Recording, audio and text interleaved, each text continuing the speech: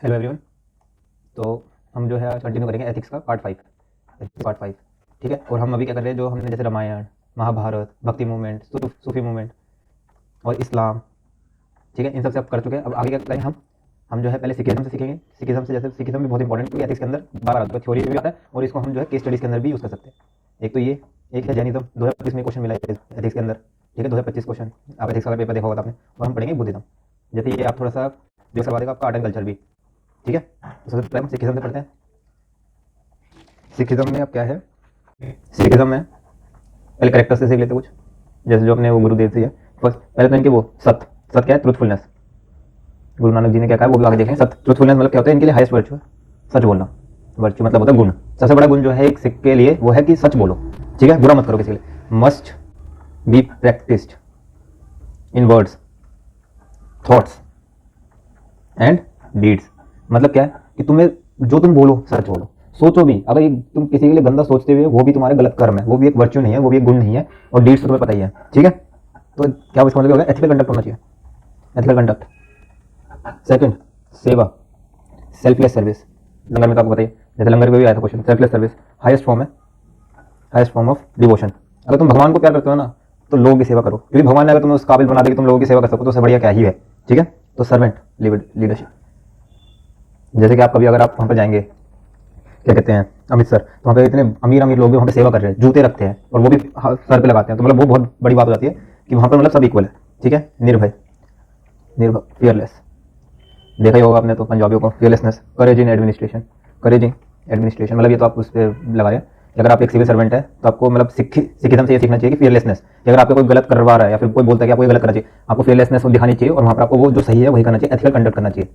ठीक है, फिर है फोर्थ, निर्वैर। निर्वैर, निर्वैर मतलब होता है नो हेट्रेड, किसी के लिए गंदा मत सोचो यार। ठीक है, फॉरगिवनेस, टॉलरेंस, ये सिखाता है सिखिज्म। ठीक है, अब नेक्स्ट जो है किरत करो।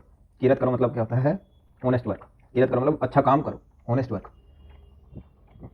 कि मतलब इसमें कंजूसी नहीं करनी चाहिए काम करते वक्त। वो कहते हैं काम ही कर्म है, वही वाली बात है। अब गुरु गोविंद सिंह कुछ कह रहे हैं। गुरु Govind Singh taught balance of spiritual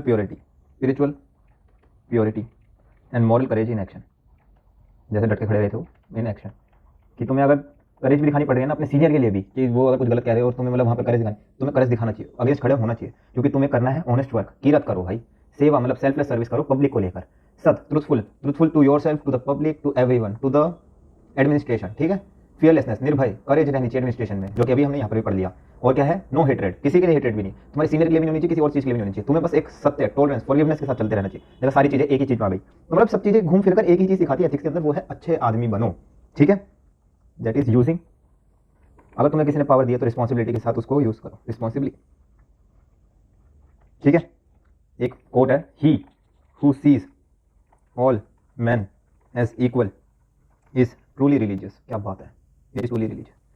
मतलब जो ऊपर भी हमने कभी एक बार पढ़ा था कि तुम अगर एक कोबलर को एज अ मैन देखते हो, या फिर एज अ वुमेन जो भी है, या फिर एक जो नाई है उसको तुम एक नाई की तरह नहीं ट्रीट करते, एक आदमी की तरह, एक ह्यूमन की तरह ट्रीट करते हो, तो you are human being.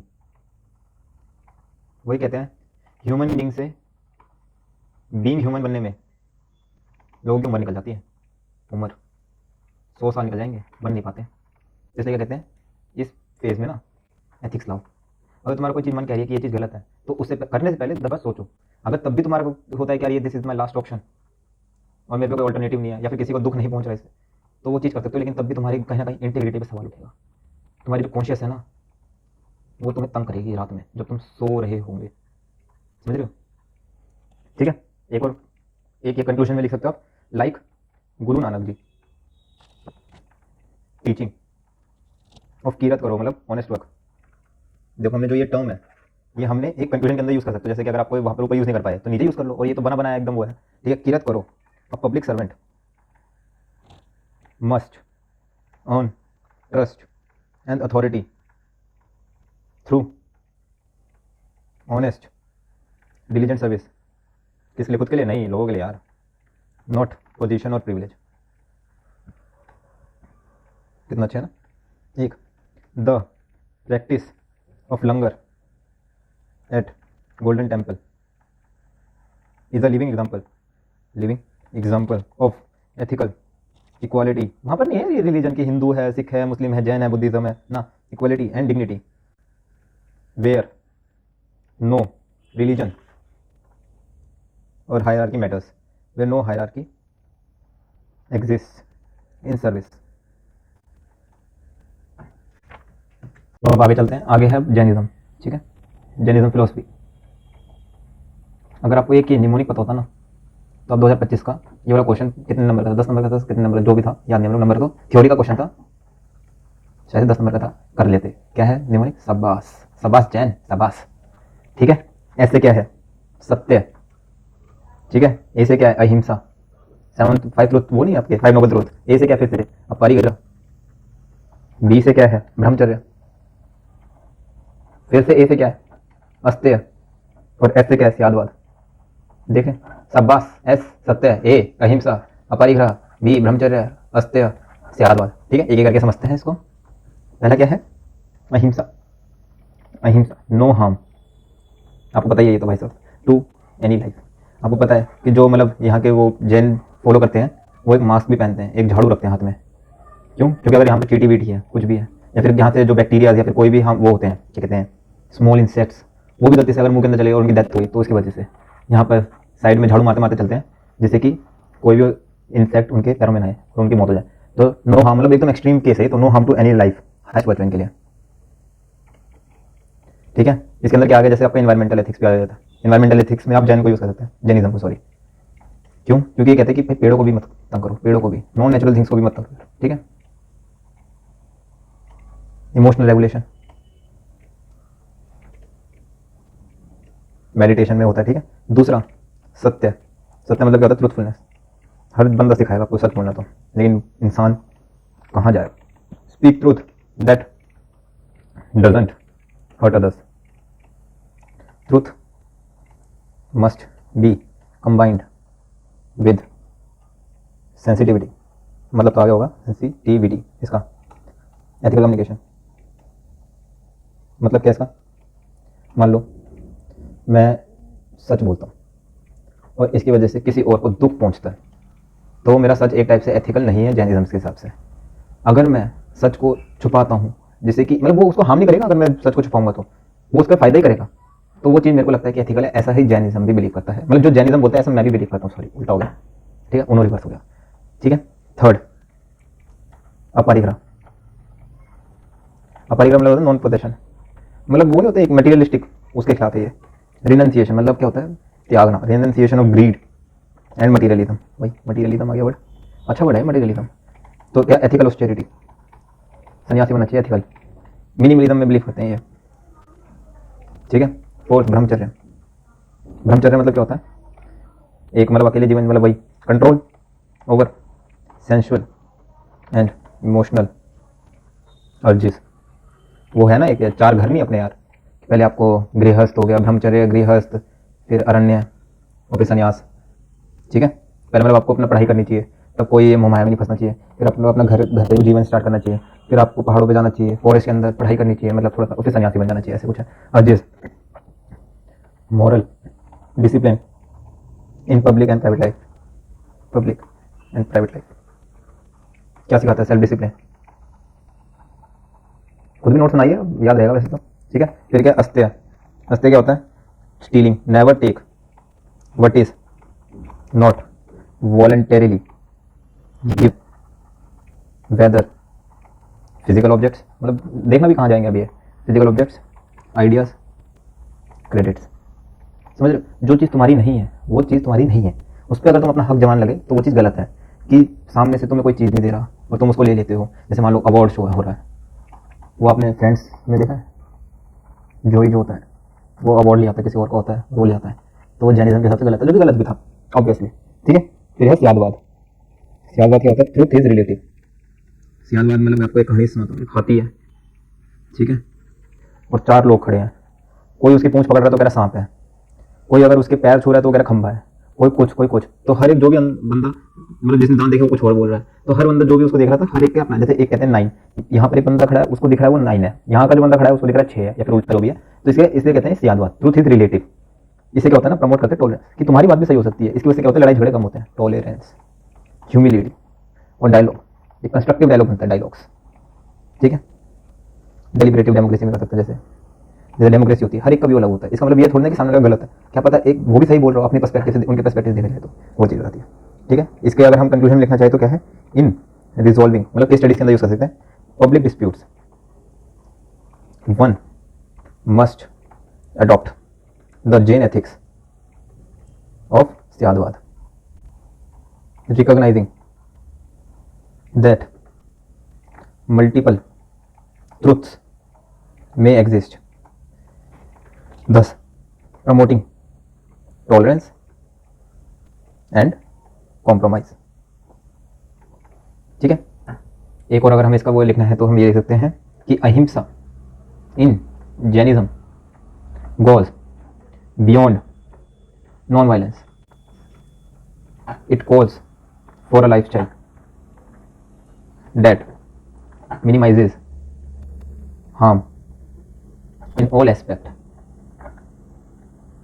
including policies affecting future sustainable development, आ गया, future generation and nature, ठीक है। अब यहाँ पर होता है जैनिज्म, तो कहते हैं बुद्धिज्म, ठीक है। जैनिज्म हो गया, सिखिज्म हो गया, बुद्धिज्म, ठीक है। बुद्धिज्म में क्या है, फर्स्ट क्या सिखाता है, करुणा, करुणा मतलब होता है कंपैशन, वेलफेयर ओरिएंटेड गवर्नेंस, ठीक है। एम्पैथी बेस्ड लीडरशिप, कंपैशन मतलब होता है करुणा मतलब कंपैशन, ठीक है। अहिंसा वही जो हमने जैनिज्म में सीखा है, अहिंसा मतलब क्या होता है, थॉट्स में भी, वर्ड्स और डेड्स। इमोशनल कंट्रोल मतलब हमें इमोशनल इंटेलिजेंस सिखानी चाहिए, वही इमोशनल कंट्रोल है। अगर इमोशनल इंटेलिजेंस तो पूरा एक टॉपिक ही है। सत्य, truthfulness, truth without compassion is discouraged, मतलब अगर किसी सच बोलकर उसको दुख होता है तो वो सच अच्छा नहीं है, कंपैशन नहीं दिखा रहे, तुम करुणा नहीं दिखा रहे। अपरिग्रह, डिटैचमेंट, सेम सेम है, मतलब दोनों को एक टाइम के है ना वो, तो एक ही आइडियाज चलते थे तब। फ्रॉम डिजायर, डिजायर क्या होते हैं इनके सबसे, तो आपको पता ही है, डिजायर कॉजेस सफरिंग, तो एक को होना पड़ता है, ठीक है। 5 right intention, right action, moral decision taking, impartiality होनी चाहिए, ठीक है। तो इसका hatred doesn't cease by hatred but by alone, मतलब मैं थोड़े से वो एनिमे देखता हूँ, नारुतो सीरीज है, उसके अंदर वो आपने देखा होगा कि हेट्रेड जो था, वो कहते थे ये शिनोबी वर्ल्ड में हेट्रेड की वजह से क्या है, आप हमारे विलेज में मार रहे हैं, फिर हम आपके विलेज को मारेंगे, टाइम टू टाइम जो है वॉर चलता रहेगा। तो इसकी वजह से नारुतो जो है वो दिखा रखा है करेक्टर जो है, उसने लव के साथ सबका, मतलब जो एक अंदर का वो था ना, एक हेट्रेड पेन, उसको एक मतलब एक शेप दी थी, इमोशनल समझ कर उनको, वो माफ़ करके, फॉरगिव कर कर, टॉलरेंस दिखाकर, समझ रहे हैं आप। तो ये मतलब एक तो मेरा ऑन द स्पॉट याद है अभी, ठीक है। एक है just as solid rock is not shaken by the storm, कितना ही तूफान आ जाए, even so the wise, wise मतलब एक होता है लिटरेट, एक होता है एजुकेटेड, और एक होता है वाइज पर्सन, ठीक है। मतलब तो आप खुद ही समझ जाइए, ठीक है। वाइज, वाइज बनना जरूरी है, लिटरेट तो मतलब आधे जरूरी है, फिर वो एजुकेटेड बनने में उनकी आदत निकल जाती है, फिर वाइज बनने में, तो वाइज नॉट अफेक्टेड बाय रिटेज और ब्लेम, वरना ये पापराजी इतना लोगों को तंग करते हैं, इतने सेलिब्रिटी तंग करते हैं, सब इसी में हो जाए, आज सुसाइड कर लेंगे, ठीक है। अब यूज कर सकते हैं हम इसको कम्युनल राइट्स के अंदर, कम्युनल राइट कोई वो आ गई, कोई थ्योरी में क्वेश्चन है, एग्जांपल लिखना चाहते हैं या केस स्टडी आ गई, तो कम्युनल लिख दीजिए, प्रमोट होना, स्टॉप करो, ठीक है, हम सबको फॉलो करो, रिस्पॉन्ड फ्रॉम बुद्धिज्म सिखाते थे, ठीक है। करप्शन आया, जैसे मान लो करप्शन से रिलेटेड कोई केस स्टडी आई है, तो अगेंस्ट राइट लाइवलीहुड है, ये वो 8 फोल्ड पाथ के अंदर एक है ना, राइट लाइवलीहुड, राइट कंडक्ट वगैरह वगैरह। अब परिग्रह, इसका डिलेमा आ गया, डिलेमा है, तो क्या माइंडफुलनेस और राइट विजन, वो है सारे 8 फोल्ड पाथ में, माइंडफुलनेस, विजन, कंडक्ट, ठीक है, लाइवलीहुड। अब जैसे एग्जांपल में आप देख सकते हैं अशोका जी का एथिकल ट्रांसफॉर्मेशन हो गई थी, पता है ना आपको, वो वॉर के बाद transformation, promoted non violence, public welfare, follows on वंश धर्म, मतलब बहुत फेमस है ये तो, ठीक है। Dalai Lama ji preaches global ethics, respect across religion and political lines ठीक है। अब एक कंक्लूजन में लिखना है तो as per Buddhist ethics the roots of unethical behaviour lies in, आप बताइए जल्दी जल्दी, desire and ignorance. A public servant must therefore cultivate mindfulness and self-restraint to prevent unethical temptations। मतलब ये जो लाइन्स है ना, ये आपको मिलेगी नहीं कहीं, ये मैंने बहुत ज़्यादा रिसर्च करी थी, फिर उसके बाद मिली मेरे को, मैंने खुद बनाई है कुछ कुछ, तो इसलिए अच्छी लगती है मेरे को ये, क्योंकि एक कंक्लूजन में भी आ जाता है। एक मतलब कुछ 30-40 वर्ड या फिर 20-25 वर्ड्स के अंदर इतना बड़ा मीनिंग दे देता है, डेप्थ है इनमें, मतलब जो ये होती है ना ये कंक्लूजन वाली लाइन, मैं इससे पहले बहुत प्राउड फील करता हूँ। दी 8 फोल्ड पाथ, थोड़ी बहुत मैंने कहीं और से भी देखी होगी मैंने, लेकिन वैसे बुक्स पढ़ते पढ़ते अगर कुछ चीज़ अच्छी लगती है तो मैं लिख देता हूँ। Path offers a holistic guide to moral leadership, balancing right intention, right action and emotional awareness। Aware होना चाहिए, इमोशनल अवेयरनेस, ठीक है। अब हमने क्या कर लिया आज, सिखिज्म, फिर उसके बाद जैनिज्म, फिर उसके बाद हमने लास्ट करा फिर बुद्धिज्म, ठीक है। अब हमारा जो अगली बार होगा पार्ट 5 या पार्ट 6 होगा, शायद पार्ट 6 होगा, उसके अंदर हम करेंगे अरिस्टोटल को, प्लेटो को, और अगर कोई और एक और कोई मिला तो उनको करेंगे। फिर उसके बाद लियोन्टोलॉजी, टीलियोलॉजी जो भी होता है, लियोन्टोलॉजी, ये सब करेंगे, ऑन्टोलॉजी एक्सेट्रा, ठीक है। Thank you.